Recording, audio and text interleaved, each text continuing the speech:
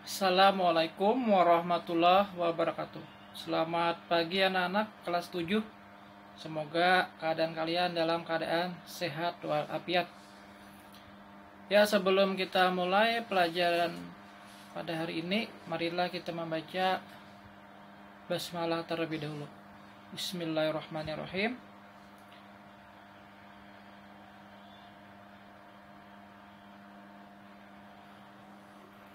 Ya, Bapak kecilkan dulu ukuran supaya jangan menutupi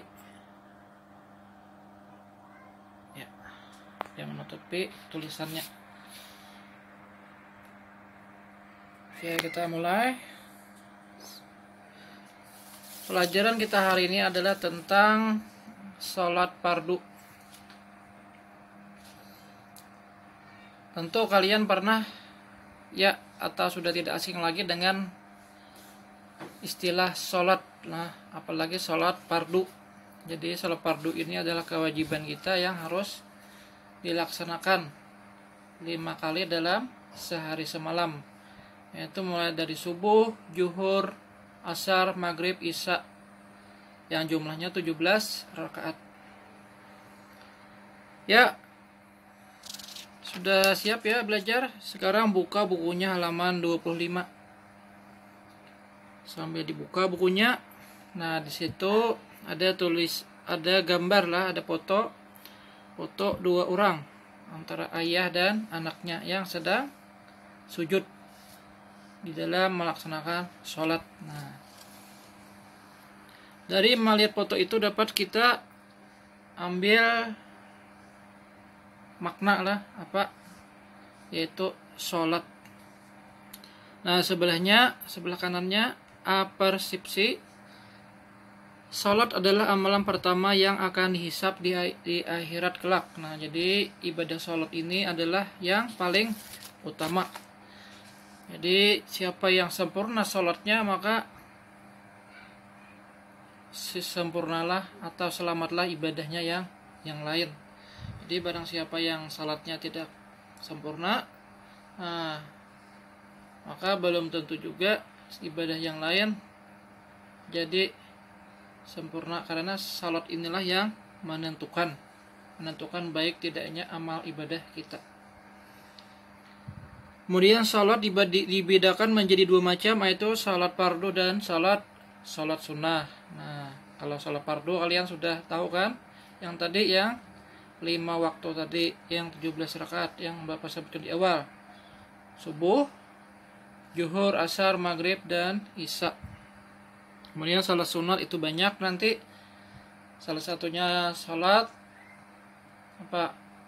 qabliyah, ba'diyah. Nah, itu salat sunat.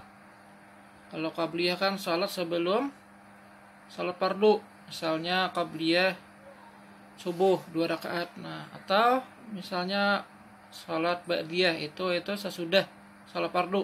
Jadi salat rawatib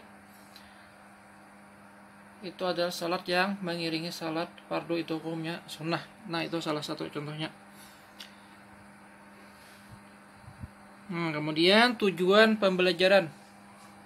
Tujuannya adalah mengamalkan salat fardu 5 waktu pada waktunya. Kemudian menjalankan sikap tertib dan disiplin sebagai implementasi dari pengetahuan tentang sholat fardu. Kemudian menganalisis ketentuan sholat 5 fardu 5 waktu, mengkomunikasikan hasil analisa tata cara sholat fardu 5 waktu. Yaitu sekilas tentang sholat. Nah, sekarang ini sejarah dan dalil tentang kewajiban sholat. Nah, kita pelajari dulu tentang sejarah tentang diwajibkan sholat. Jadi sholat 5 waktu ini sejarahnya berawal dari peristiwa Isra dan Mi'raj Nabi Muhammad SAW. Nah, jadi semenjak Isra Mi'raj itu Rasulullah mendapat perintah untuk melaksanakan sholat. Nah, kalian tentu kan pernah mendengar kisah Isra dan Mi'raj Nabi Muhammad SAW. Biasanya pada bulan Maulid banyak ceramah-ceramah membahas seputar Isra dan Mi'raj. Jadi ini tidak Bapak bahas tentang panjang lebar ya, kita lebih ke tentang salat saja. Nah, kita next saja ini, kalian bisa baca-baca sendiri. Kita masuki pengertian salat.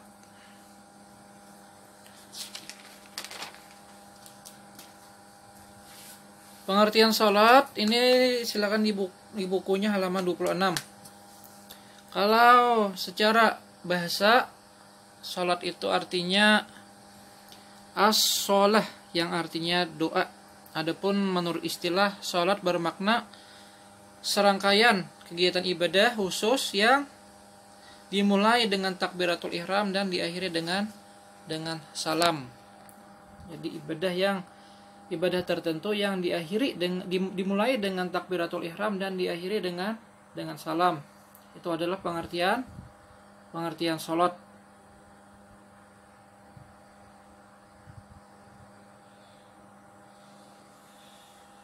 Kemudian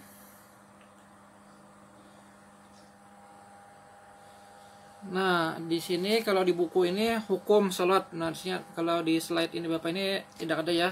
Jadi Bapak jelaskan dulu yang di buku halaman 26 itu. Hukum salat wajib, yaitu fardu ain. Nah, ini yang maksudnya salat 5 waktu itu tadi, itu hukumnya adalah fardu ain. Jadi ibadah itu ada dua, ada fardu ain, ada fardu kifayah. Fardu ain itu adalah kewajiban tiap-tiap individu mukallaf, orang mukallaf, itu orang Islam, baik laki-laki atau perempuan yang sudah balik, berakal. Nah, adapun fardu kifayah itu adalah kewajiban kelompok. Nah, misalnya seperti melaksanakan sembahyang jenazah, itu adalah fardu kifayah. Nah, kemudian di sini kita bahas tentang syarat wajib sholat, yaitu yang pertama beragama Islam.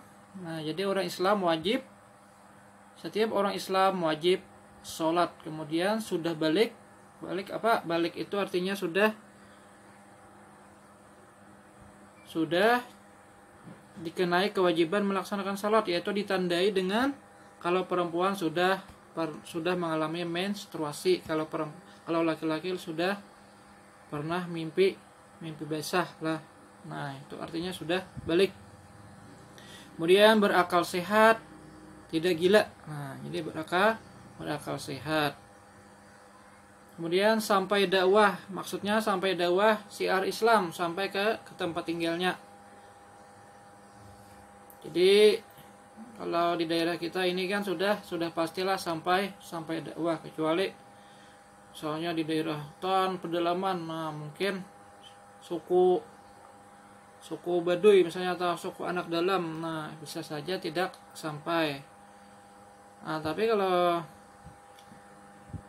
di daerah kita ya sudah pastilah sampai dakwah, jadi otomatis wajib sholat. Kemudian melihat atau mendengar. Nah, jadi orangnya tadi melihat, tidak buta atau tidak tuli. Jadi harus keduanya ini harus jadi orang buta dan tuli sekaligus nih, orang buta dan tuli. Bila misalnya tidak dapat mendengar kan, tidak dapat melihat, jadi tidak dapat didakwahin, tidak dapat dijelaskan tata cara salat, kada paham. Karena kenapa jika kada paham? Karena tidak dapat mendengar, kada di pandiri, tidak melihat juga. Nah, itu maka tidak wajib. Tapi kalau salah satunya aja buta misalnya tapi masih mendengar, nah itu masih disebut orang mukallaf, masih wajib melaksanakan sholat. Jadi kalau dilajari bisa aja. Sama juga orang tuli, tapi tuli cuma melihat, nah itu juga tetap wajib sholat. Karena apa? Karena dapat ada peluang untuk dilajari, itu masih paham, masih kawa. Kemudian jaga atau tidak tidur. Nah, ini adalah Berapa macam ini? 6 macam. Ini adalah syarat wajib sholat, yaitu Islam, balik, berakal sehat, sampai dakwah, melihat atau mendengar, terjaga dan atau sedang tidak tidur. Kemudian ya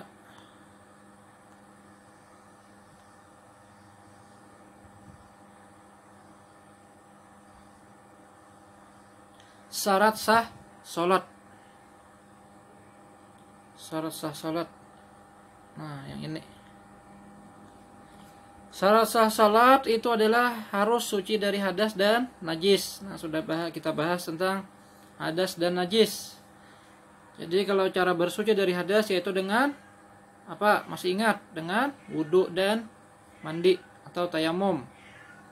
Kemudian bersih dari najis juga. Jadi kalau ada najis tidak sah lah. Misalnya ada di badan pakaian atau tempat kita sholat ada najis, maka tidak sah kecuali najisnya yang dimaafkan. Kemudian menutup aurat. Jadi sembahyang harus menutup aurat. Laki-laki auratnya antara pusat dan lutut, sedangkan wanita seluruh anggota badan kecuali muka dan 2 telapak tangan. Kemudian masuk waktu yang telah ditentukan. Jadi harus sholat itu di waktu yang telah ditentukan. Kemudian menghadap kiblat, mengetahui mana yang rukun dan yang mana yang sunnah. Jadi kita dalam sembahyang itu harus tahu ini rukun, ini sunnah. Misalnya yang rukun niat. Nah, niat. Kemudian takbiratul ihram. Allahu Akbar. Nah, mengangkat kedua belah tangan saat takbir itu namanya takbiratul ihram. Itu adalah rukun. Kemudian membaca Fatihah. Kemudian rukuk. Kemudian bangkit dari rukuk atau i'tidal. Kemudian sujud. Nah, itu adalah rukun-rukun sholat. Nanti ada kita bahas. Kemudian yang sunnah nanti ada juga ya kita bahas. Yang sunnah. Jadi kita harus membedakan antara yang rukun dan sunnah. Nah, sebelahnya yang rukun nih, kelihatan nah. Rukun. Rukun sholat yaitu pertama niat, kemudian takbiratul ihram yang mengangkat kedua tangan tadi. Kemudian berdiri tegak bagi yang kuasa. Jadi bagi yang mampu. Jadi kalau misalnya tidak mampu, misalnya sakit kaki yang orang tua misalnya kan, asam urat, nah tidak mampu, tidak tahan berdiri lama atau tidak sanggup, nah boleh duduk atau sambil duduk di kursi boleh. Kemudian membaca surah Al-Fatihah. Kemudian rukuk dengan tumak ninah. Nah, apa artinya tumak ninah? Tumak ninah itu adalah berhenti sebentar sekira-kira membaca subhanallah. Ya, kira-kira anggap beberapa detik subhanallah. Ya, anggap ya 5 detik misalnya. Nah, jadi tumak ninah itu adalah berhenti sebentar atau diam sebentar sekurang-kurangnya membaca subhanallah. Jadi kada langsung rukuk. Ya orang sambil yang kilat. Nah itu kalau tidak tumanina sembahyang kita tidak sah. Kemudian i'tidal dengan tumakninah. Apa i'tidal? Yaitu bangkit dari rukuk. Jadi hati-hati jangan sembahyang kayak jungkang ruwat cepat benar kayak kilat. Nah ini kada sah. Kemudian apalagi sujud 2 kali dengan tumakninah. Kemudian duduk di antara 2 sujud dengan tumakninah. Duduk tasyahud akhir dengan tumakninah. Membaca tasyahud akhir. Nah, bacaan tasyahud akhir. Nah, kama sholaita. Nah, itu nah. Kan kalau tahiyat itu membaca at-tahiyyatul mubarakatus sholawatut thayyibatu lillah. Assalamu alayka ayyuhan nabi wa rahmatullahi wa barakatuh. Assalamu alayna wa ala ibadillahi sholihin. Ashhadu an la ilaha illallah wa ashhadu anna muhammadar rasulullah. Allahumma sholli ala Muhammad. Nah, itu namanya bacaan tahiyat awal. Tapi sama aja bacaan tahiyat awal dan tahiyat akhir. Cuma kalau tahiyat akhir ditambahi lagi. Tahiyat yang tadi ditambah lagi bacaannya ini nah. Kama sholaita ala Sayyidina Ibrahim wa ala ali Sayyidina Ibrahim wa barik ala Sayyidina Muhammad wa ala ali Sayyidina Muhammad kama barakta ala Sayyidina Ibrahim wa ala ali Sayyidina Ibrahim fil alamin innaka Hamidum Majid.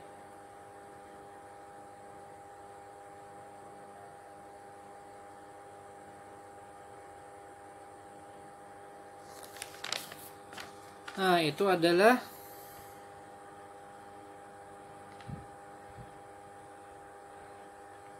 bacaan tasyahud akhir.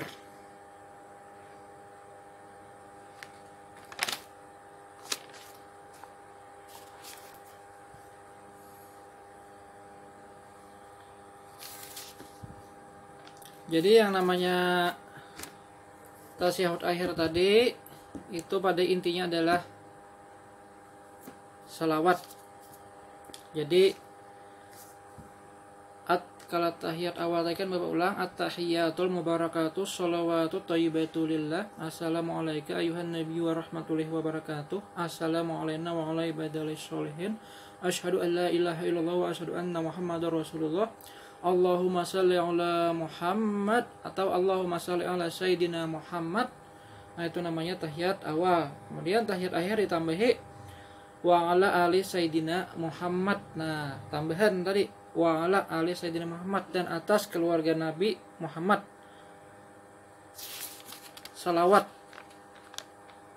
Jadi itu namanya tahiyat akhir. Dan disunahkan tadi yang panjang tadi namanya salawat Ibrahimiyah. Kama sholaita ala Sayyidina Ibrahim. Nah, sampai fil alamin innaka Hamidum Majid.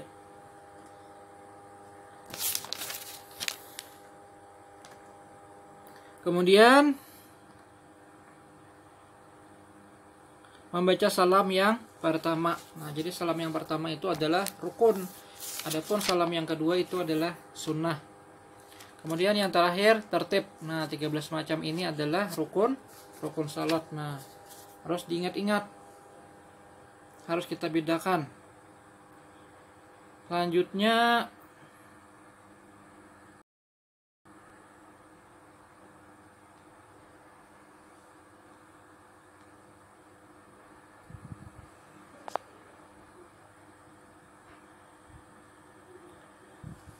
nanti sunnah lah kita yang kita bahas sunnah dulu lah. Baru nanti yang membatalkan sholat. Sunnah dalam melakukan sholat ini ada dua, terbagi menjadi dua macam. Jadi sunnah, pekerjaan sunnah yang termasuk sunnah dalam sholat itu ada dua macam. Ada sunnah abad dan ada sunnah hayat. Nah, sebelah sunat hayat. Kita bahas dulu sunnah abad. Sunnah abad ini adalah sunnah yang apabila kita ketinggalan atau lupa harus diganti. Ya, sunnah diganti dengan sujud sahwi. Apa itu sunnah abad? Yaitu membaca tasyahud awal. Itu adalah sunnah abad. Yang tadi at-tahiyatul mubarakatus sholawatut thayyibatu lillah. Assalamualaikum ayuhan nabi wa rahmatullahi wa barakatuh. Assalamu alayna wa ala ibadillah sholihin. Asyhadu an la ilaha illallah wa asyhadu anna Muhammadar Rasulullah. Allahumma shalli ala Sayyidina Muhammad. Nah, itu adalah sunnah abad, bacaan tasyahud awal. Kemudian membaca salawat pada tasyahud awal. Nah, Allahumma shalli ala Sayyidina Muhammad. Nah, Allahumma shalli ala Sayyidina Muhammad ya itu nah. Salawatnya itu adalah sunnah abad. Kemudian membaca salawat atas keluarga Nabi pada tasyahud akhir.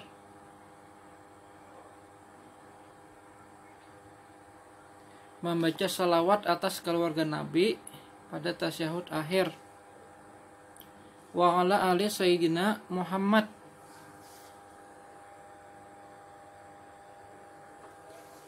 Nah, itu adalah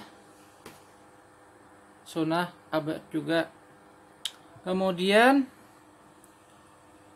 lagi membaca salawat atas keluarga Nabi pada tahiyat akhir, sudah membaca kunut pada salat subuh. Nah, itu ada juga sunnah abad. Dan kemudian membaca kunut ketika salat witir dalam pertengahan bulan Ramadan hingga akhir bulan Ramadan. Nah, jadi membaca doa kunut ketika dalam salat witir di bulan akhir pertengahan bulan Ramadan itu adalah sunnah juga, namanya sunnah abad.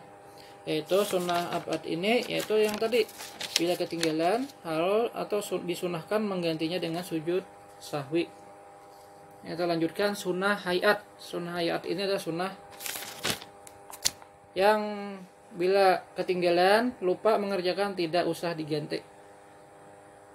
Yaitu mengangkat kedua belah tangan ketika takbiratul ihram, ketika akan rukuk atau ketika berdiri dari rukuk. Allahu Akbar. Nah, mengangkat kedua belah tangan ini adalah namanya sunnah hayat. Kemudian meletakkan telapak tangan yang kanan di atas pergelangan yang kiri ketika bersedekap. Nah, jadi ini menyedekapkan. Nah, ini karena Bapak tidak punya anulah. Nah, di sini kan sedekap. Tidak punya Pak tongses lah, tidak punya nih pegangan HP. Nah, jadi Bapak sulit nih tangan kiri memegang HP. Nah, jadi bersedekap ini hukumnya sunnah hayat. Kemudian membaca doa iftitah sehabis takbiratul ihram yang Allahu Akbar kabira walhamdulillahi katsira. Nah, doa iftitah itu hukumnya adalah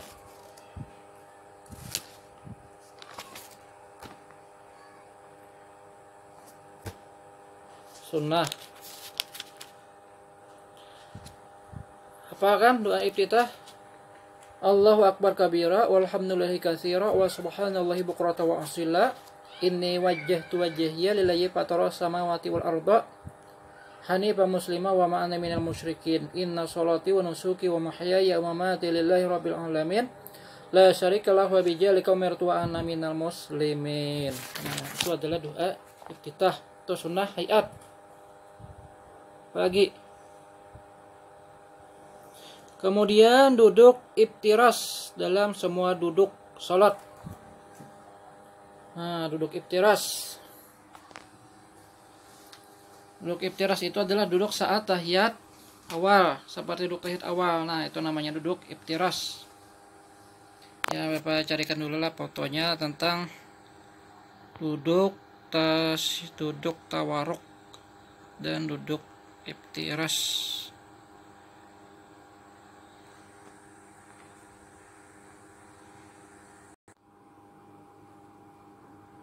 Ya, kita lanjutkan. Nah, ini adalah duduk, namanya duduk iftiras, yaitu duduk antara dua sujud atau saat tahiyat awal.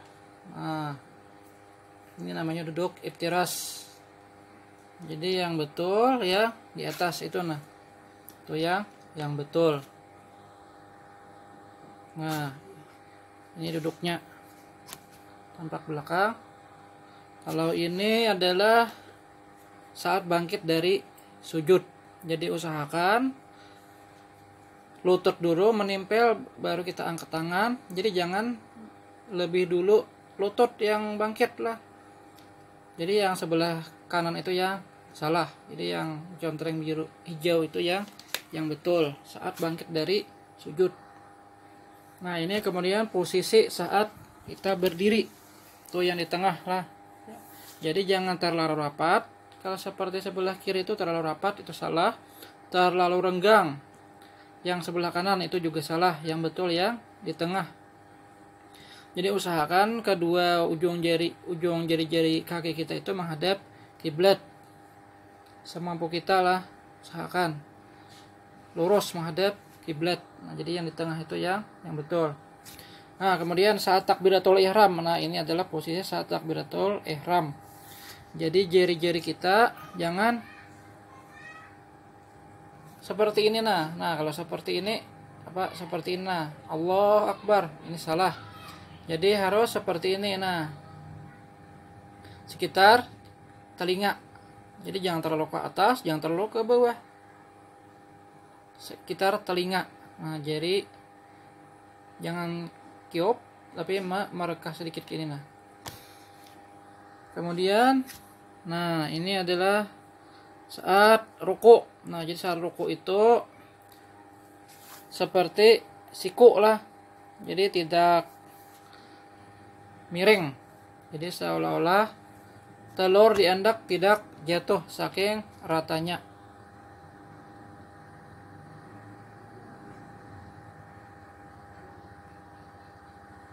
Nah, ini adalah duduk tawaruk namanya, duduk tahiyat akhir. Nah, ini namanya duduk tawaruk. Jadi yang benar yang di bawah itu. Nah, jadi kakinya, ujung jarinya sebelah yang ujung jari kaki kanan itu dibengkokkan. Jadi jangan kakinya itu ada dibengkokkan, jadi harus dibengkokkan menghadap kiblat. Nah, di sini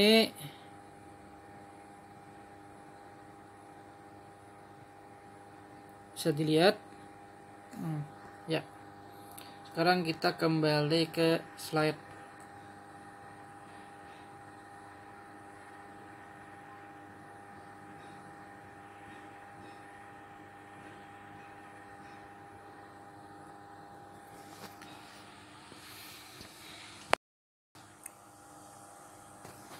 Nah, yang membatalkan sholat apa, yaitu sholat itu batal atau tidak sah apabila salah satu syarat rukunnya tidak dilaksanakan atau ditinggalkan dengan sengaja.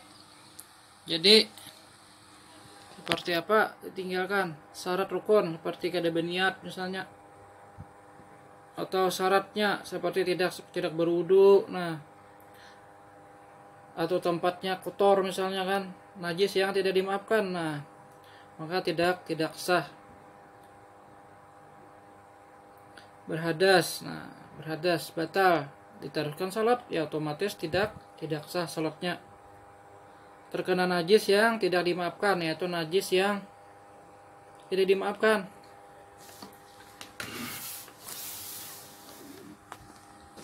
Seperti apa najis yang tidak dimaafkan? Ya, misalnya kotoran. Nah, kotoran ayam kah misalnya kan di kaki kita terjejak. Nah, saat misalnya menuju tempat salat, nah ada, maka tidak sah. Kemudian berkata-kata dengan sengaja walaupun dengan satu huruf yang memberikan pengertian. Jadi yang sekali-sekali ngomong saat salat walaupun misalnya misalnya satu huruf tapi orang paham. Nah, itu dengan sengaja itu batal salat. Kemudian terbuka auratnya. Nah, aurat kita kan untuk laki-laki dari pusat sampai lutut. Nah, terbuka misalnya, nah maka tidak sah. Kemudian mengubah niat, misalnya ingin memutuskan atau ingin berhenti salat, ubah niatnya. Nah, itu juga menyebabkan salat tidak sah. Kemudian makan dan minum meskipun sedikit. Nah, jadi itu misalnya ada kesulitan. Nah, ada kesulitan di gigi misalnya, dimakan, nah tagok. Nah, itu tidak sah salatnya, sengaja nih.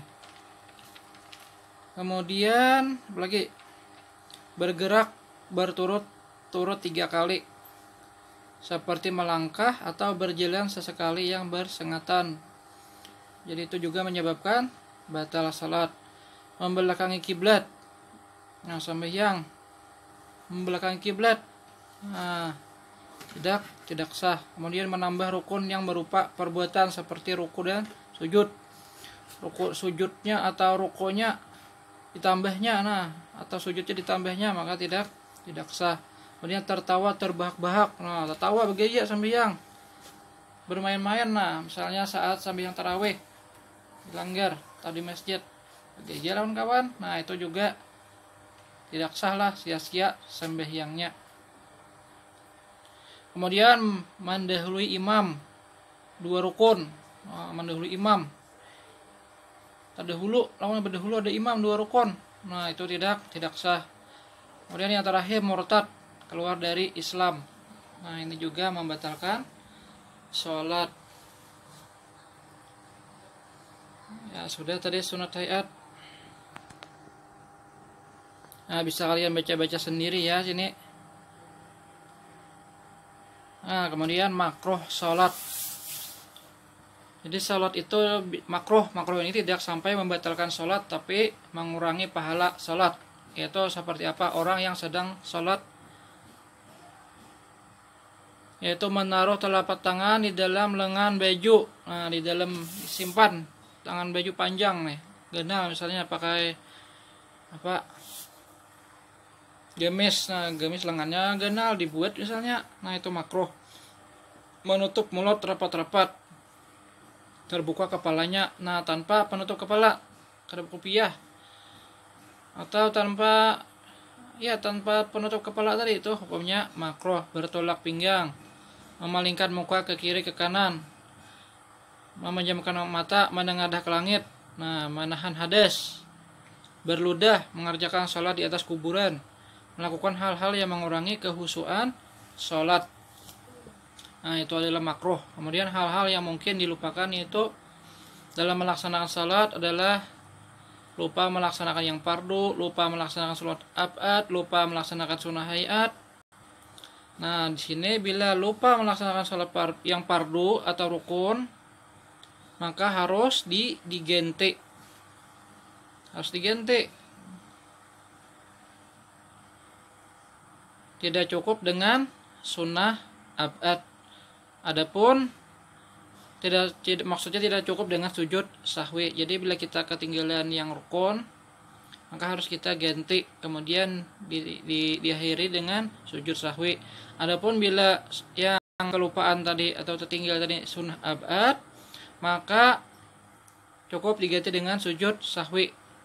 Adapun lupa melaksanakan sunnah hayat tidak perlu diganti. Nah, kemudian salat fardu dan waktunya tadi yaitu zuhur.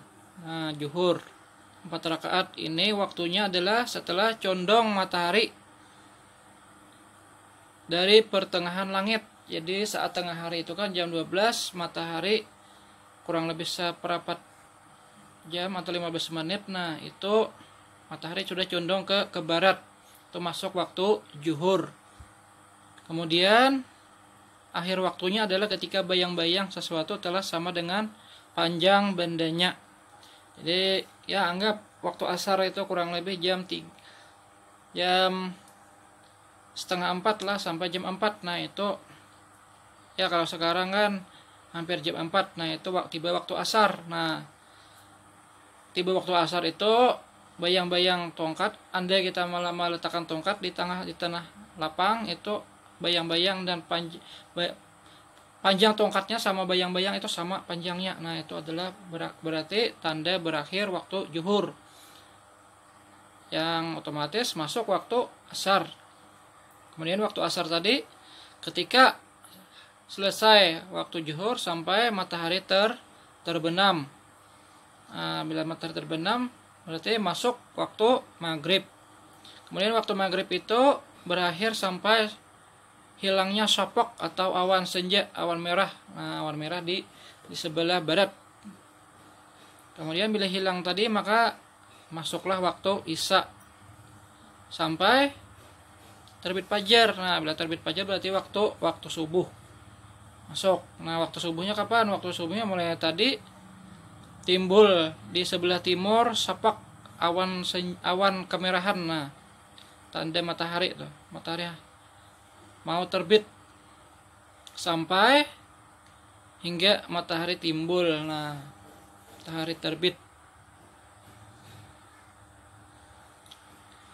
Kemudian waktu-waktu yang dilarang sholat, ada 5 waktu yang tidak boleh, yaitu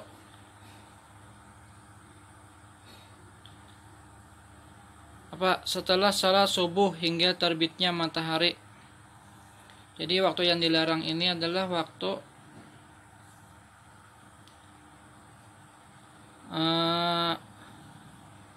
sholat sunnah. Jadi sholat sunnah dilarang.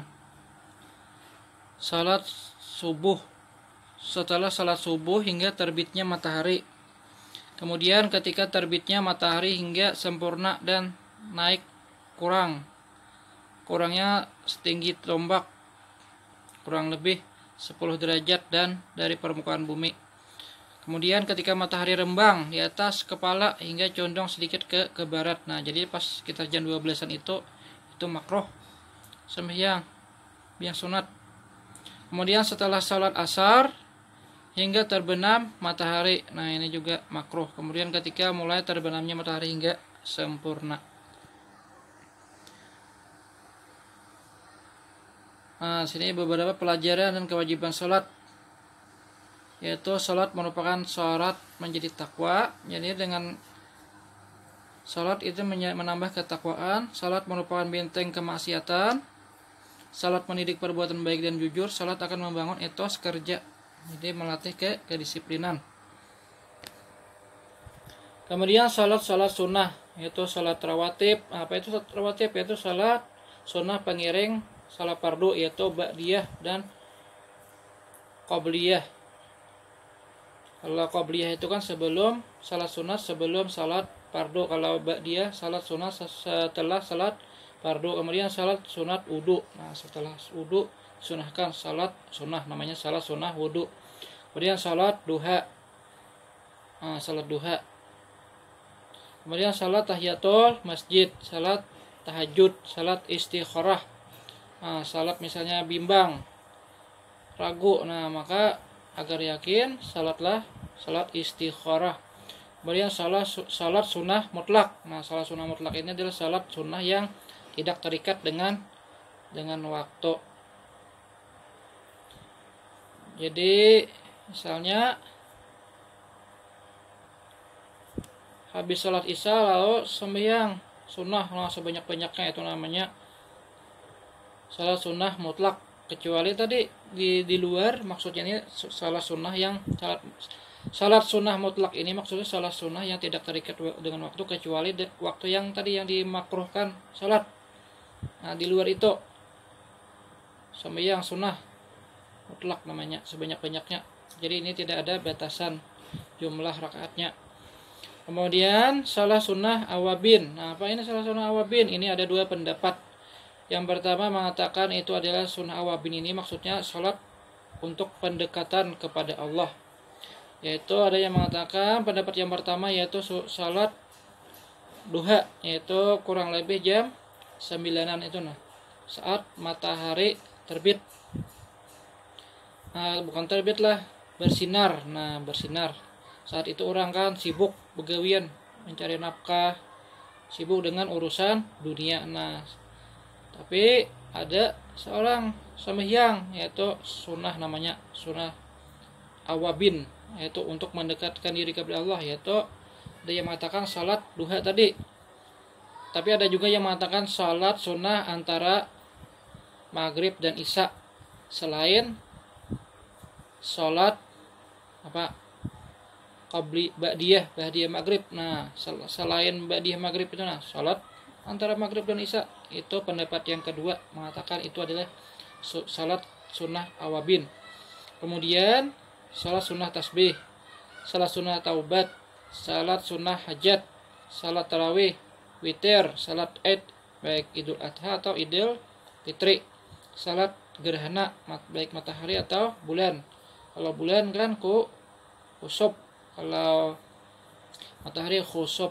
Kemudian salat istisqa, salat minta hujan. Nah, demikianlah pelajaran kita tentang salat. Mudah-mudahan kalian paham. Billahi taufiq wal hidayah. Assalamualaikum warahmatullahi wabarakatuh.